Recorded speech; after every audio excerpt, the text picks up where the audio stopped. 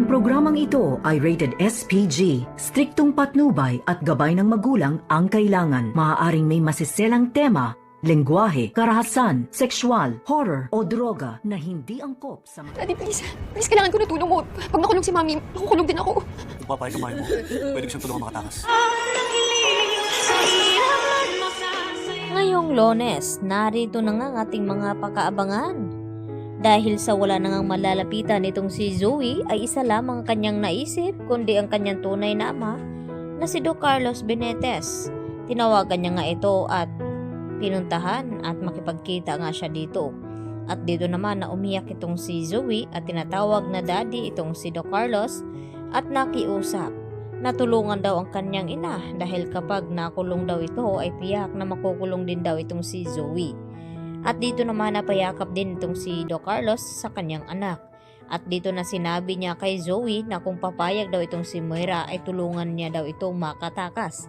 Kaya naman pala ay mapadpad itong si Moira sa Japan, kung saan ay makikita din siya doon dito ni Annalyn.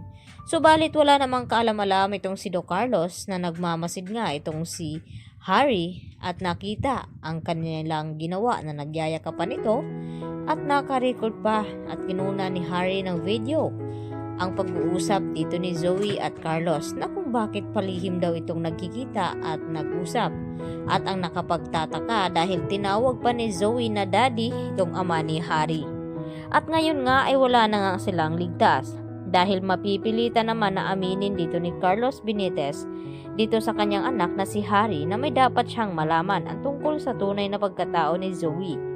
Dahil nanganganib na nga itong si Zoe na baka masangkot sa krimen na ginawa ni Moira at makulong.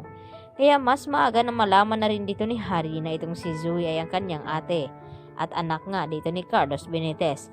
At magugulat naman itong si Harry sa kanyang mga malaman. At dahil dito, gusto naman ngayon ni Giselle na mas madaliin itong warrant of arrest dito kay Moira. Baka makaisip na naman daw ito ng paraan at magtangkang tatakas. At dito na nga na sinabi ni Chef Gonzaga na hinihintay na lamang nila itong warrant of arrest na ibaba upang arestuhin na nga nila itong si Moira. At agad naman na balaan ni Zoe itong si Moira na kinakailangang fuse itong pera na hawak daw ni Moira kahit malaki nga ito at kinakailangan na i-dispatch siya na ito ang pera at ipapatago sa ibang tao nang sa ganon ay walang ang makuhang ibang ebidensya itong mga kapulisan. Samantala, dito naman na kinakabahan na nga itong si Moira dahil sigurado na makukulong na nga ito lalo pat na kumpirma ni RJ itong number na tinatawagan nila at nakuha nga dito sa hideout ni Balahadja at nakaregistered nga dito sa cellphone ni RJ na kay Moira nga ito at walang duda na si Moira nga ang may pakana ng lahat sa nangyaring kidnapping at gusto nilang malaman na kung ano talaga ang motibo ni Moira na kung bakit pinakidnap ni Moira ang kanilang ama. Baka may matindi nga itong rason at dito nga napilit na pinapaamin ni Zoe itong si Moira kung ano pa ang mga ebidensya na alam nito at wala na nga siyang masabi dahil nakuha na nga ng mga pulis. At dito rin na sinugod ni RJ sa Apex itong si Zoe at pilit niya ring tinanong na magsabi ng totoo kapag hindi daw niya magsabi at malaman niya na kasabwat din itong si Zoe at tinutulungan itong kanyang ina ay baka dito na nga niya maitakwil itong kanyang anak na si Zoe. At ipinagtanggol naman ito ni Annalyn dahil hindi daw masamang tao itong si Zoe at mas maniniwala pa daw itong si Annalyn na magagawa iyon ni Moira kaysa kay dito kay Zoe. At nag-thank you naman itong si Zoe kay Annalyn sa pagtatanggol nga daw dito sa kanya.